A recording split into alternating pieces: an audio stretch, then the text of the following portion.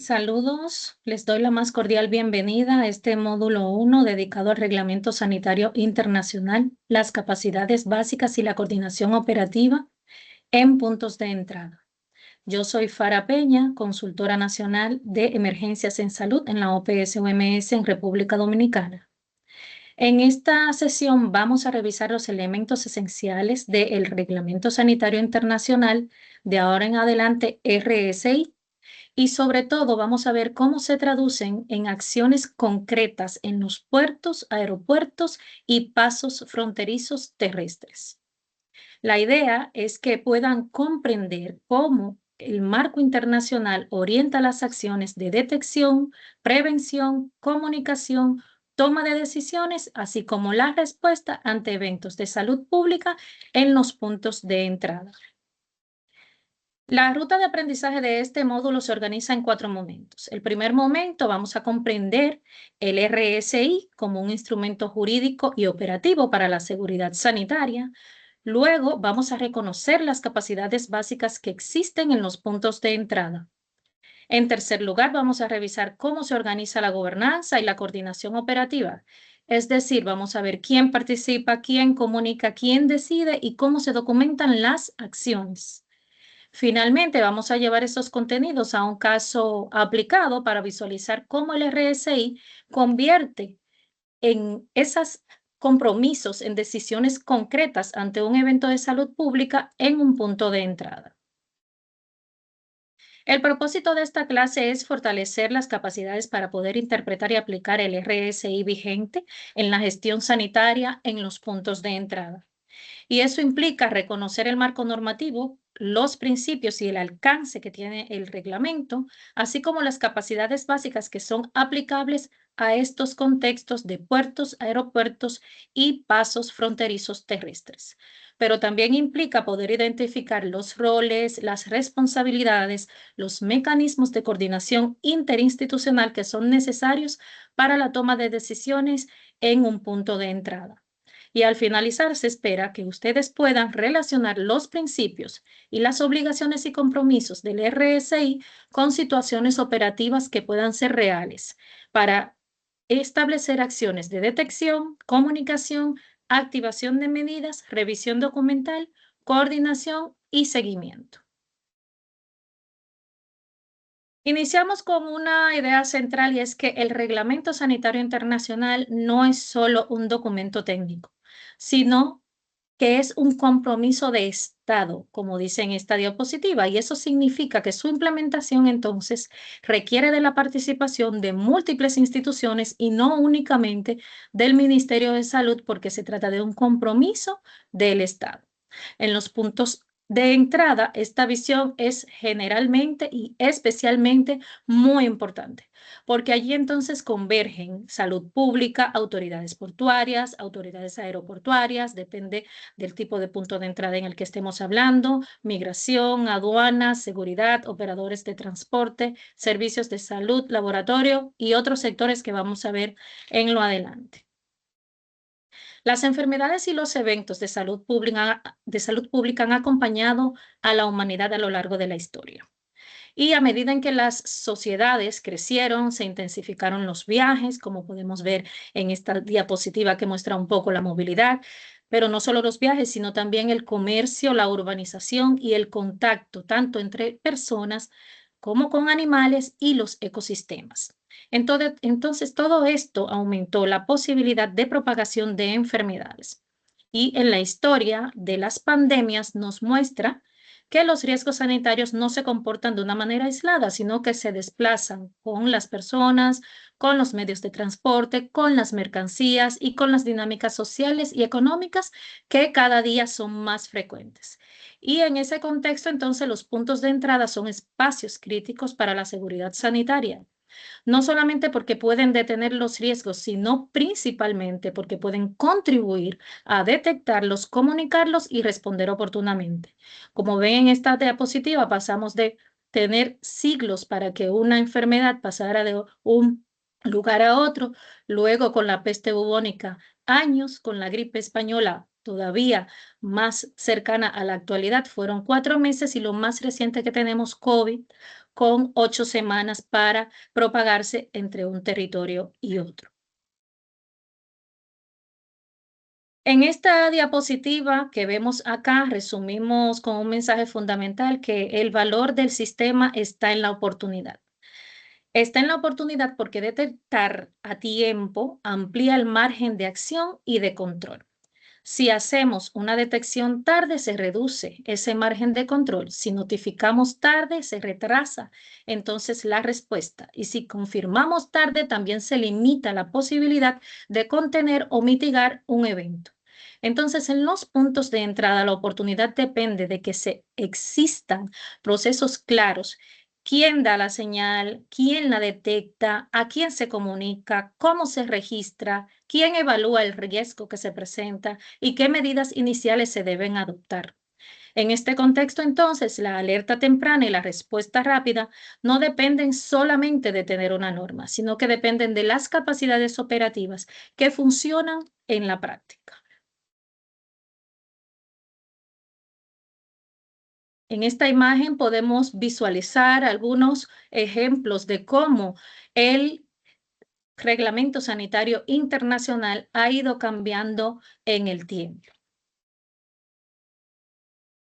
El RCI fue puesto en vigencia en el 2005 por la Asamblea Mundial de la Salud y desarrollado por los Estados miembros de la Organización Mundial de la Salud, solicitado y negociado por cada uno de los Estados miembros. Y su importancia radica en que es un instrumento jurídicamente vinculante, es el único instrumento hasta la actualidad legalmente vinculante y además plantea una responsabilidad que es compartida. La salud global depende de la capacidad de todos los países para prevenir, detectar, notificar y responder de manera oportuna. Entonces, en ese contexto, el RSI no es solo una herramienta para emergencias internacionales, sino que también es una guía para fortalecer las capacidades nacionales, incluidas aquellas que deben funcionar en los puntos de entrada.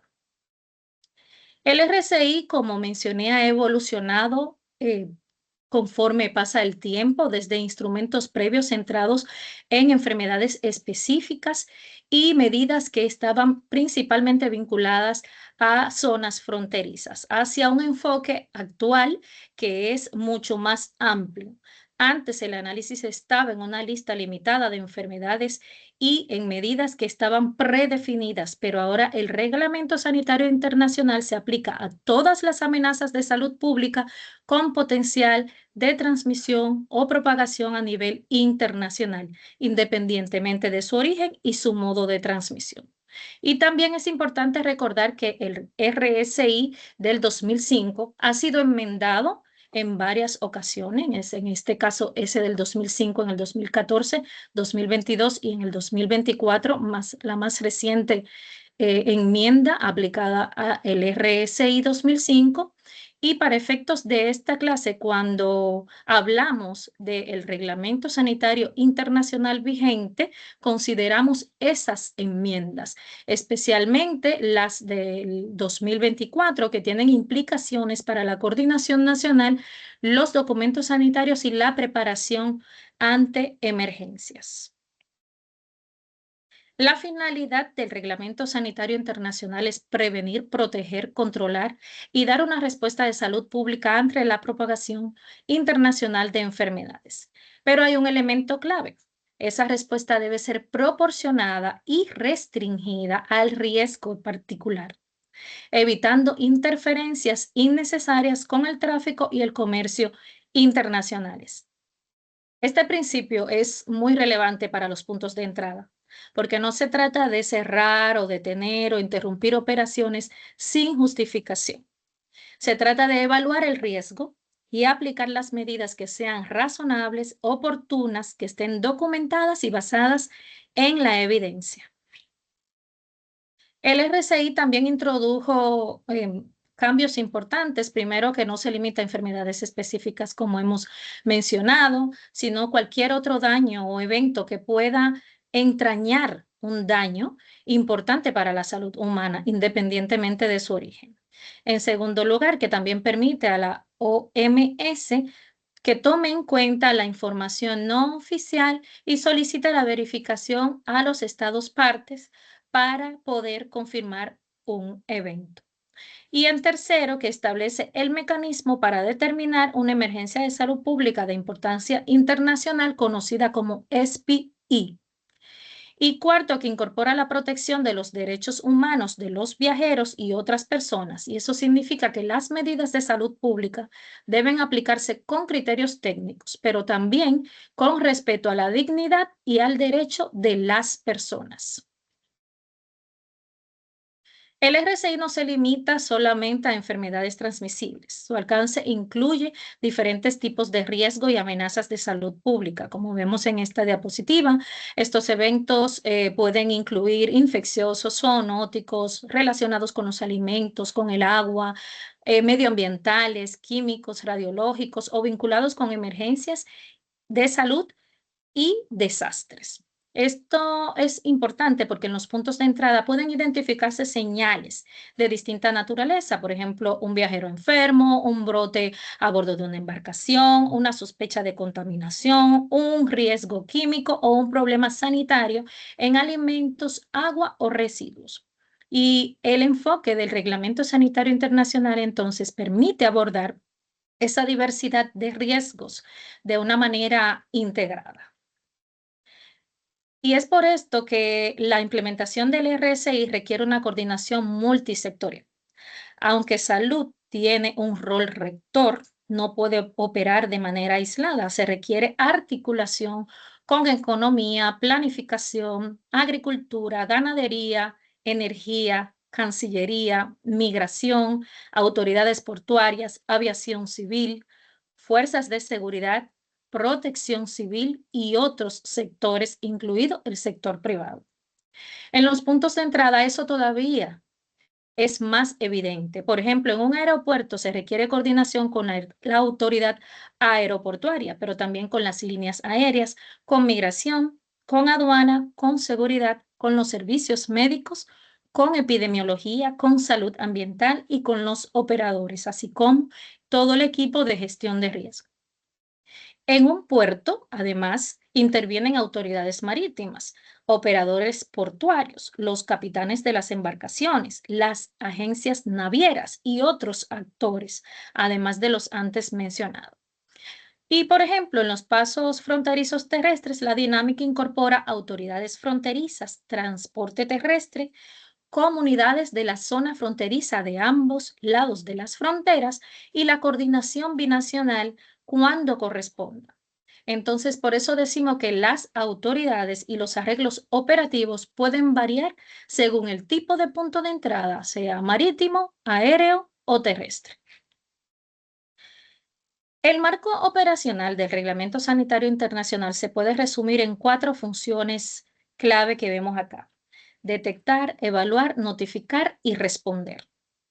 Estas funciones deben estar conectadas entre todos los niveles: el local, el intermedio, el nacional y también a nivel internacional con la Organización Mundial de la Salud a través del Centro Nacional de Enlace o Punto Nacional para el Reglamento Sanitario Internacional.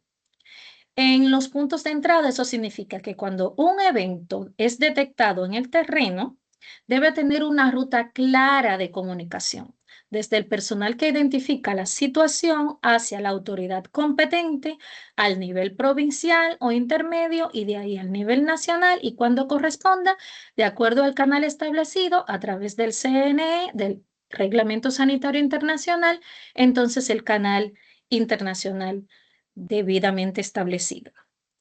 La clave es que el sistema funcione de manera operativa, con accesibilidad que tiene que estar en todo momento. Los estados parte tienen entonces algunos compromisos claros en el marco del Reglamento Sanitario Internacional. Lo primero es que deben desarrollar y mantener las capacidades para implementar el RSI. Segundo, notificar a la OMS dentro de los plazos establecidos eventos que puedan constituir un evento de salud pública de importancia internacional. Establecer un centro nacional de enlace que tiene que estar disponible en todo momento, 24/7. Justificar las medidas adicionales que interfieran significativamente con el tráfico internacional e informar anualmente sobre la implementación del RSI. Para los puntos de entrada, estos compromisos se traducen entonces en procedimientos, responsabilidades, canales de comunicación y evidencia documental. Deben de ejecutarse como una acción concreta en estos contextos de los puntos de entrada. Otra figura que ya hemos mencionado, que es el Centro Nacional de Enlace para el RCI o CNE por sus siglas, es el Canal Nacional para las Comunicaciones Urgentes con los puntos de contacto de la OMS para el Reglamento Sanitario Internacional. Estos deben cumplir con el compromiso de que deben estar disponibles en todo momento porque los eventos de salud pública no ocurren necesariamente en un horario laboral. En la práctica, esto exige que el país tenga entonces mecanismos internos para consolidar información, verificar eventos, coordinar sectores y comunicar de manera oportuna. En los puntos de entrada, el CNE no reemplaza a la autoridad competente local o nacional, pero sí forma parte de ese flujo crítico de comunicación cuando un evento puede tener implicaciones a nivel internacional. Pasamos ahora al componente central de este módulo, que son los puntos de entrada y la sanidad fronteriza. Los puntos de entrada son espacios donde se cruza la movilidad internacional con la seguridad sanitaria nacional. Pueden ser aeropuertos, puertos o pasos fronterizos terrestres y cada uno de estos tiene características específicas, actores específicos, riesgos que pueden presentarse en cada uno de ellos de acuerdo a su dinámica, documentos que se deben de generar en el marco de la seguridad sanitaria en cada uno de estos puntos de entrada y dinámicas operativas que son diferentes y aplicables según el tipo. Es por eso que el RSI no se aplica de manera abstracta, sino que se aplica en contextos reales con autoridades, con operadores, de acuerdo al flujo de personas, a los medios de transporte, a las mercancías y a procedimientos que son específicos. En un mundo globalizado, los riesgos de salud pública no reconocen las fronteras. Este es una premisa en el marco de los puntos de entrada. El objetivo en este caso, recuerden que no es impedir la navegación o los vuelos o el transporte terrestre, sino que estos puedan continuar de forma segura, respetando los derechos de las personas y protegiendo la salud pública. Este equilibrio es central en el marco del RSI. Proteger la salud sin generar interferencias innecesarias con el tráfico y el comercio internacionales. Los puntos de entrada en este contexto contribuyen a ese equilibrio mediante controles rutinarios, vigilancia, detección temprana, comunicación y activación de medidas proporcionales. El RSI define punto de entrada como el paso para la entrada o salida internacional de viajeros, equipajes, cargas, contenedores, medios de transporte, mercancías y paquetes postales, así como los organismos y áreas que prestan servicios para dicha entrada o salida. Eso significa que un punto de entrada no es solamente la puerta física y el espacio físico, sino que es un sistema que involucra servicios, actores, áreas operativas y también procesos. Entonces, en términos operativos, incluye la infraestructura, pero también incluye procedimientos, canales de comunicación, rutas de referencia, en caso de presentarse alguna situación, responsabilidades institucionales para cada uno de los actores que están vinculados en los puntos de entrada y también los mecanismos de decisión. Además, la aplicación varía, como hemos mencionado, según el tipo de punto de entrada. En los puertos, por ejemplo, hay documentos y certificados propios de los buques, propios de las embarcaciones. En los aeropuertos existen otros documentos y coordinaciones que son propias específicas para las aeronaves. Y en los pasos terrestres, la gestión puede incluir un tránsito vehicular, los peatones, lo que tiene que ver con las comunidades que están en ambas fronteras y también la coordinación con las autoridades que están en ambas partes de la frontera. Ahora, ¿por qué los puntos de entrada importan? Bueno, son interfaces sanitarias entre la movilidad internacional y la seguridad sanitaria nacional. En ellos convergen, como hemos mencionado también al inicio, viajeros, es decir, personas, medios de transporte, mercancías, vectores o reservorios también y posibles eventos de salud pública.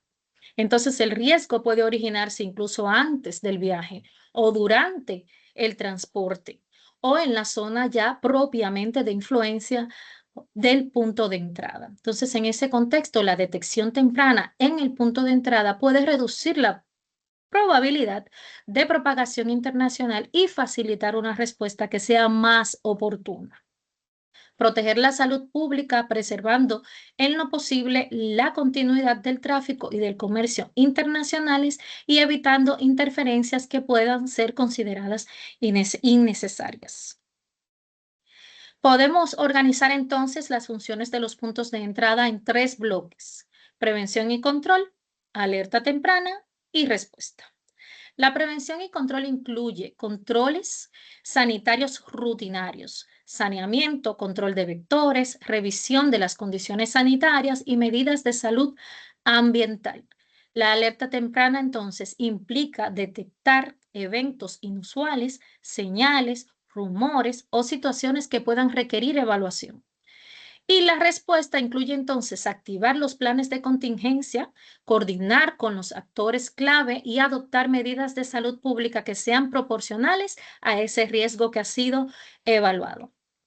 Hay que tomar en cuenta que estas funciones deben ser integradas con los mecanismos nacionales de vigilancia y de respuesta, considerando los diferentes sectores y actores que participan en estos contextos.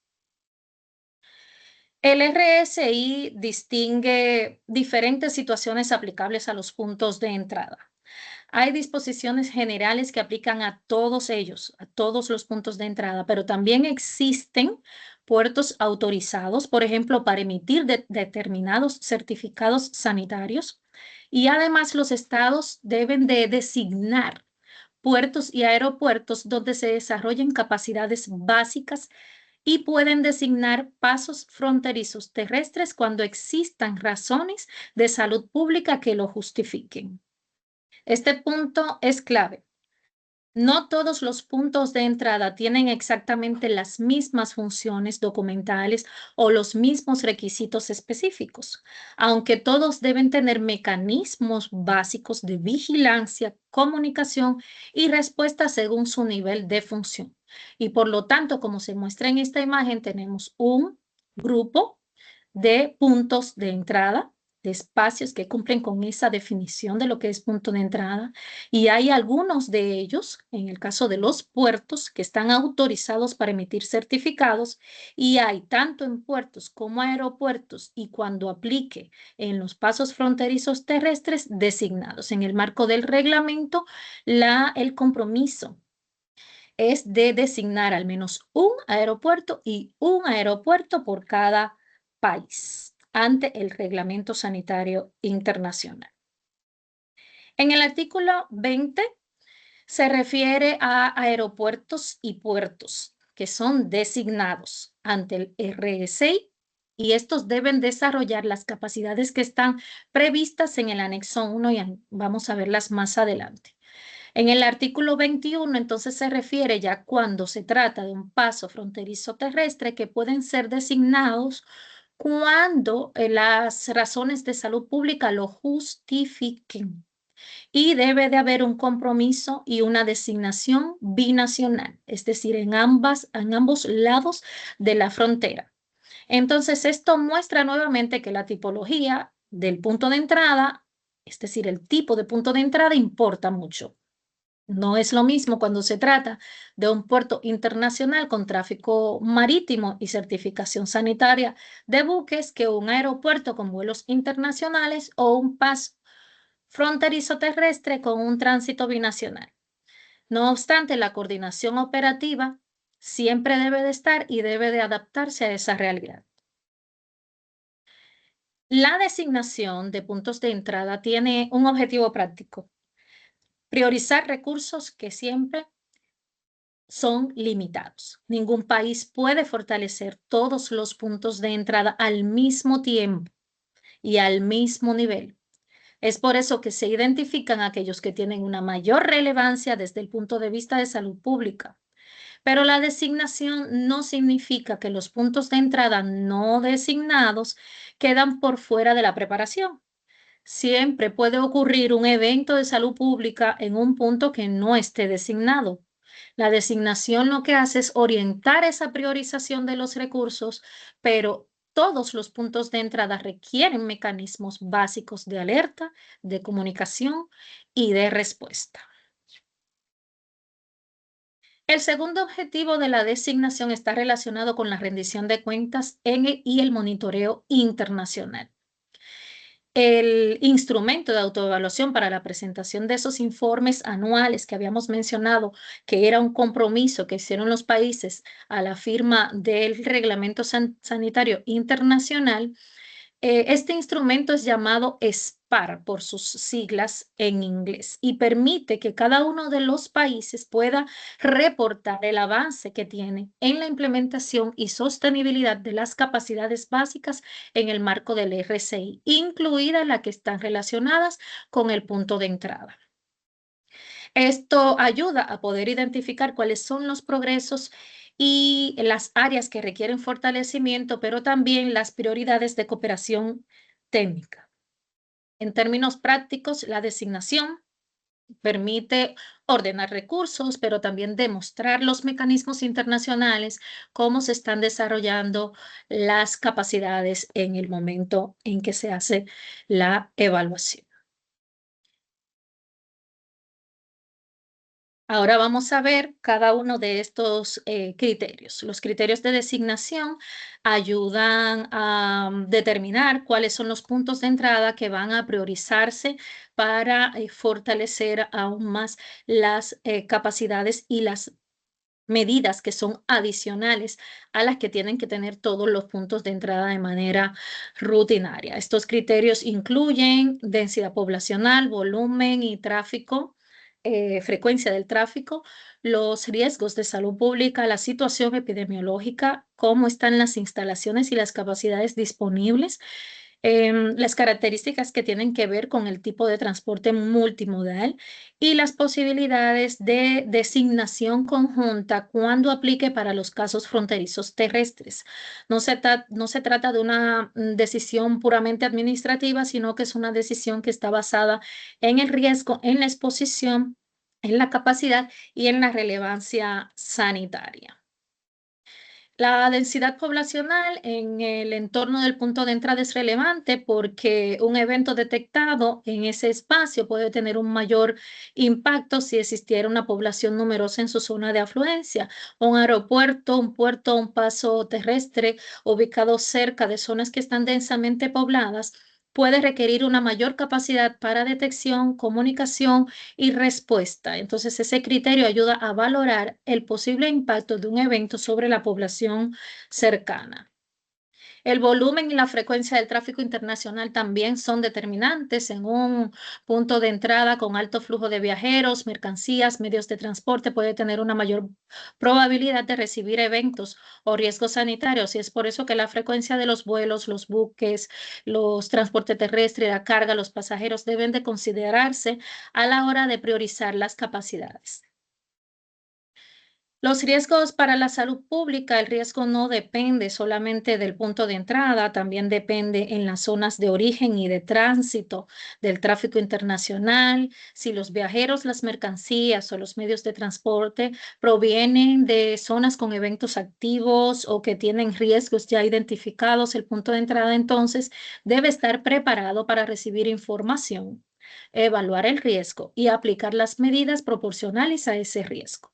Eso refuerza entonces la necesidad de mantener comunicación con vigilancia epidemiológica, autoridades sanitarias nacionales y cuando corresponda a través de los mecanismos internacionales también. La situación epidemiológica alrededor del punto de entrada también es considerada, no se trata solamente de mirar lo que llega desde afuera, sino también lo que ocurre en el entorno nacional y local, específicamente en el punto de entrada. Un evento sanitario en la zona de influencia puede tener implicaciones también para los viajeros, para los operadores, para las comunidades cercanas y para la continuidad operacional. Las instalaciones y capacidades existentes determinan qué tan preparado también puede estar el punto de entrada para gestionar un evento. Entonces, eso incluye el acceso a servicios médicos, espacios adecuados, disponibilidad de personal capacitado, los sistemas de comunicación, todo lo que tiene que ver con el acceso a saneamiento, a agua, lo que tiene que ver con el manejo de los residuos y con el control de vectores. Entonces, la capacidad no debe entenderse solamente como la infraestructura física, sino que también incluye, como hemos mencionado, procedimientos responsables, entrenamiento del personal y el registro de las acciones realizadas. El transporte multimodal también aumenta la complejidad del riesgo. Un puerto puede conectarse con transporte terrestre, con almacenes, con zonas francas, con cadenas logísticas también o también con aeropuertos. Un paso terrestre también puede conectar rutas comerciales y movilidad comunitaria. Entonces, cuando existen varias modalidades de transporte conectadas en un mismo contexto de un punto de entrada, un evento puede propagarse o tener efectos a lo largo de la cadena, de una cadena más amplia. Y es por eso que la coordinación no debe delimitarse también solamente al punto de entrada físico, sino que esa coordinación interinstitucional va más allá del espacio físico del punto de entrada. Y lo que tiene que ver con la designación conjunta, en el caso de los pasos fronterizos terrestres, puede considerarse la designación conjunta conjunta con el país limítrofe o los países limítrofes cuando aplica más de uno. Esto es importante porque los riesgos transfronterizos requieren coordinación entre ambos lados de las fronteras. La coordinación binacional, los acuerdos operativos que hay entre los países limítrofes y la claridad también de los roles puede facilitar una respuesta más oportuna y coherente en estos contextos.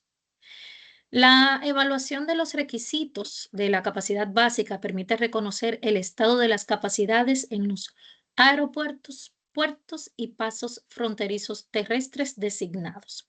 Su utilidad principal es identificar qué existe, qué funciona, qué requiere fortalecimiento y qué acciones deben priorizarse. La evaluación no debe verse como un espacio administrativo, sino como una herramienta que puede orientar los planes de mejora y asignar recursos, así como el seguimiento de las acciones realizadas. Las herramientas y los documentos técnicos que existen permiten estandarizar ese proceso de evaluación, pero también la planificación operativa en los puntos de entrada y el fortalecimiento de las capacidades básicas que se deben cumplir en cada uno de ellos. Pueden utilizarse para revisar los planes, para elaborar los planes, como instrumentos de evaluación, también a propósito de la designación o para evaluar las capacidades que tienen instaladas, como listas de verificación y también orientaciones de preparación y respuesta. En el contexto de esta capacitación, estas herramientas sirven como referencia para vincular la teoría del RSI con la práctica operativa en el terreno.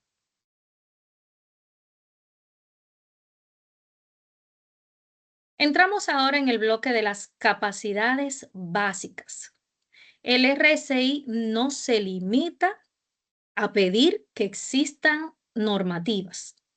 Establece que los estados desarrollen, fortalezcan y mantengan las capacidades para vigilancia, detección y respuesta. En puntos de entrada, estas capacidades deben permitir actuar de forma oportuna, coordinada y proporcional ante eventos de salud pública o riesgos para la salud pública.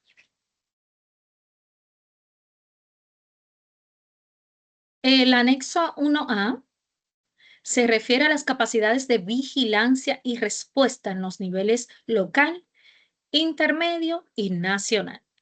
Esto incluye detectar eventos, comunicar información, aplicar medidas preliminares, confirmar, evaluar y comunicar al nivel nacional. Para los puntos de entrada, esto significa que no pueden funcionar como unidades aisladas, sino que deben de integrarse al Sistema Nacional de Vigilancia y Respuesta. Un evento detectado en un punto de entrada debe poder escalar rápidamente hacia el nivel correspondiente.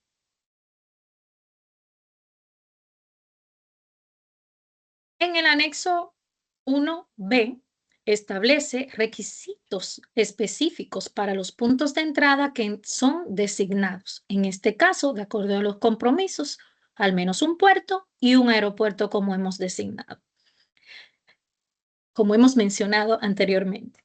Esto incluye capacidades en todo momento y capacidades para responder ante emergencias de salud pública. Esto implica que los puntos de entrada designados deben de mantener servicios, coordinación, comunicación, personal, acciones de saneamiento y mecanismos para poder responder ante estos eventos. La preparación no comienza cuando ocurre la emergencia, sino que debe de existir en el antes.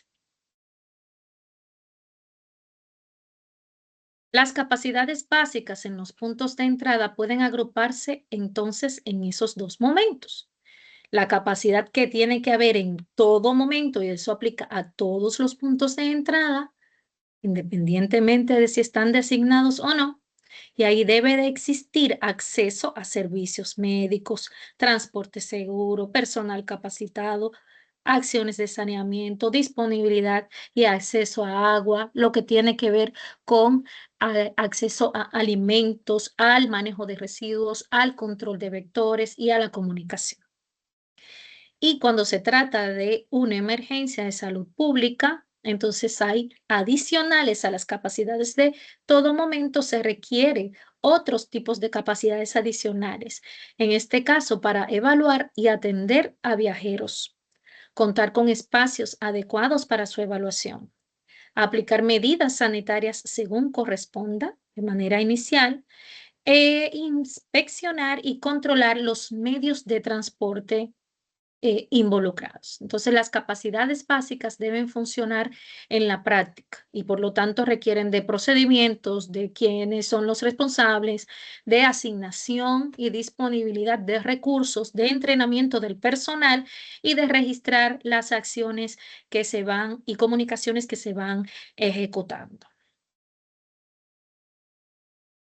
La coordinación operativa permite entonces convertir esa normativa en acción. En un punto de entrada participan diferentes actores: la dirección sanitaria, las autoridades del punto de entrada, los operadores, los representantes de migración, de aduanas, de seguridad, medio ambiente, agricultura, operadores, servicios de salud, laboratorio, comunicación de riesgo y otros sectores. La composición específica puede variar según el punto de entrada. En un puerto, por ejemplo, serán clave la autoridad portuaria, el capitán, el agente naviero y los servicios vinculados al buque. En un aeropuerto tendrán un mayor peso la autoridad aeroportuaria, el operador aéreo, los servicios de sanidad aeroportuarios. Y en un paso fronterizo terrestre, la dinámica puede involucrar transporte terrestre, autoridades transfronterizas de ambos países limítrofes y la coordinación con comunidades y autoridades de los países vecinos que hacen frontera. Por eso, la coordinación operativa debe definir la autoridad, los roles, las suplencias en caso necesario, los canales de comunicación y las decisiones que deben estar documentadas antes, durante y después del evento. En esta diapositiva mostramos de manera resumida un mapa que refleja el flujo básico. Un evento puede ser identificado por el operador o el personal en el punto de entrada y luego debe de notificarse a la autoridad competente, escalarse al nivel provincial o intermedio y articularse con el nivel nacional. Y cuando corresponda, a través del Centro Nacional de Enlace para el Reglamento Sanitario Internacional, hacer la comunicación con otros centros nacionales de enlace y con el punto focal de la OMS para el Reglamento Sanitario Internacional. En caso de que hayan preguntas operativas de qué ocurrió, dónde, a quién afecta, qué información falta, qué medida es proporcional o a quién debe de comunicarse. También debe de quedar evidencia de la hora de detección, las acciones iniciales, la autoridad a quien se le notificó, los documentos que se revisaron, las decisiones que se adoptaron y cómo se está dando el seguimiento, precisamente para responder también a esas preguntas operativas y para poder documentar cómo ha sido el manejo de la situación.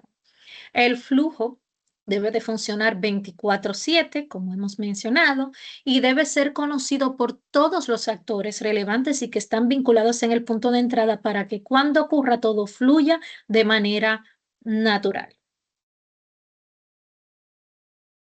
Ahora vamos a pasar un poco a repasar las enmiendas que se aplicaron en el 2024 al reglamento del 2005 y que fueron adoptadas en la Asamblea Mundial de la Salud número 77 en el 2024. No vamos a revisar jurídicamente todos los artículos modificados, sino que nos vamos a centrar en aquellos elementos que tienen implicaciones prácticas con los puntos de entrada, con lo que tiene que ver con la coordinación nacional, con la documentación sanitaria requerida y la respuesta a emergencias. Entre los elementos clave que se introdujeron y que aplican en este caso a los puntos de entrada, se encuentra la Autoridad Nacional del RSI, que fortalece todo lo que tiene que ver con la coordinación nacional para la implementación del reglamento. También se incorpora el término, la definición de la emergencia pandémica como una determinación adicional al de la SPI, que es el evento de salud pública de importancia internacional, siempre y cuando cumpla criterios que son específicos y que están previamente definidos para categorizarlo como una emergencia pandémica. Se refuerzan también los principios de equidad y solidaridad, así como el acceso a productos sanitarios que son pertinentes para la respuesta, garantizando esos principios de cooperación y de acceso. Además, se reconocen también documentos sanitarios en formatos digitales y no digitales y se establecen mecanismos relacionados con la implementación, las capacidades y lo que tiene que ver con el financiamiento, con la definición de mecanismos financieros y el establecimiento de un comité para la implementación y el seguimiento a las capacidades del RCI. Para los puntos de entrada, lo más relevante es entender cómo estos elementos impactan entonces la coordinación, la comunicación, la documentación y la toma de decisiones. Aquí diferenciamos un poco las tres figuras importantes, el NIA, por las siglas en inglés, de Autoridad Nacional del RCI, como la entidad que coordina el RCI en un estado parte, el punto focal nacional o Centro Nacional de Enlace para el RCI, cuya función principal es comunicación y que tiene que estar disponible como un canal permanente en todo momento para comunicaciones urgentes en el marco del RSI y la autoridad competente que es aplicable a los puntos de entrada, responsable de implementar y aplicar las medidas sanitarias bajo el reglamento, incluyendo en los puntos de entrada. La definición clara entonces de roles, de responsabilidades y de canales de comunicación, fortalece esa coordinación entre el punto de entrada, el nivel nacional y también con los otros sectores.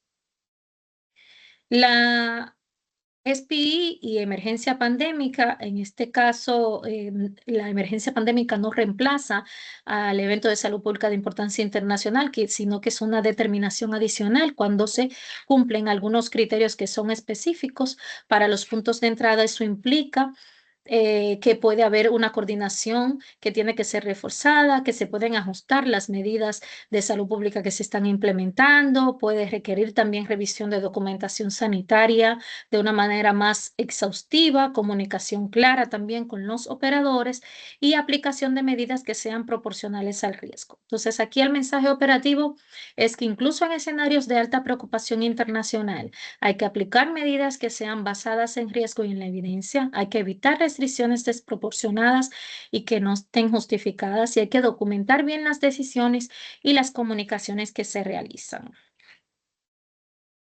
En cuanto a la documentación sanitaria en los medios de transporte y para los viajeros, la documentación sanitaria permite verificar las condiciones sanitarias que están relacionadas con los medios de transporte y con los viajeros. Por ejemplo, en los buques incluye la declaración sanitaria de la embarcación o la declaración marítima de sanidad y los certificados de exención o los certificados de control de sanidad a bordo. En las aeronaves, puede aplicar la parte sanitaria de la Declaración General de la Aeronave cuando corresponda. Y para los viajeros, por ejemplo, el anexo 6 se refiere a los certificados de vacunación, profilaxis y documentos adicionales que están relacionados y vinculados conforme al RCI, por ejemplo, el certificado de vacunación contra fiebre amarilla para los países que así lo disponen, sea para la entrada, para la salida o para ambos. La función operativa de estos documentos es orientar la evaluación, la inspección y también las medidas proporcionales al riesgo. En este contexto, la documentación sanitaria marítima en el marco de las enmiendas del 2024, se recomienda informar a los operadores de transporte y a las autoridades portuarias cuál es la denominación que está vigente en el país. También se recomienda emitir los certificados de exención o de control de sanidad a bordo conforme al modelo que sea aplicable, utilizando la nota 1B que está en el marco de las enmiendas y del RSI cuando corresponda. Y además deben aceptar las versiones válidas de declaración y certificados que sean presentados por el capitán, siempre que cumpla con los requisitos de validez que establece el país y que se establecen en el marco del RSI. La idea central es mantener esa flexibilidad operativa en la aceptación de los formatos sin perder la verificación de la validez y sin afectar la vigilancia sanitaria conforme a lo que establece en las autoridades nacionales y en el marco del Reglamento Sanitario Internacional. El fortalecimiento de las capacidades requiere monitoreo y también procesos de mejora continua. Entonces, el SPAR que habíamos comentado anteriormente, que es el instrumento para la autoevaluación anual, es un instrumento que se aplica de manera obligatoria, o sea, todos los países tienen el compromiso de reportarlo anualmente y esto permite valorar cómo está el estado de las capacidades. También existen algunos otros mecanismos voluntarios, como son las revisiones de la acción antes, durante o después de un evento, los simulacros y las simulaciones y las evaluaciones externas voluntarias, que también se aplican en estos contextos y son otros mecanismos de monitoreo y evaluación que son voluntarios la participación de cada país. Estos instrumentos permiten valorar si existen los mecanismos, pero también la funcionalidad de cada una de estas capacidades para poder prevenir, detectar, notificar y responder. Entonces, la mejora continua requiere de que se documente todas las acciones que se hacen, los registros, lista de verificación, lecciones aprendidas que forman parte de la capacidad operativa que se esté evaluando. Y ya para cerrar este módulo, presentamos un caso práctico arriba un buque internacional a un puerto del país. Antes del atraque, el capitán informa que un tripulante presenta fiebre y síntomas gastrointestinales. La documentación sanitaria fue emitida con una denominación anterior a lo que se utiliza o se recomienda ahora en el marco de las enmiendas, pero está dentro del periodo de validez. Entonces, el operador solicita continuar las operaciones portuarias sin retraso. Este caso permite aplicar elementos revisados de identificación del evento, información mínima requerida, revisión documental, criterios de validez, actores participantes y medidas proporcionales. No se trata de que hagamos ahora una respuesta de manera automática, sino que podamos hacer ese análisis y lo vamos a discutir en la clase sincrónica de qué se sabe, qué falta, qué riesgos existen, quién debe decidir, qué medida sería proporcional y cómo se registra el proceso. Y les dejo también con unas preguntas de reflexión del módulo en general. Estas preguntas orientan la reflexión posterior a este video. La primera pregunta busca identificar por qué los puntos de entrada son estratégicos para implementar el RCI vigente.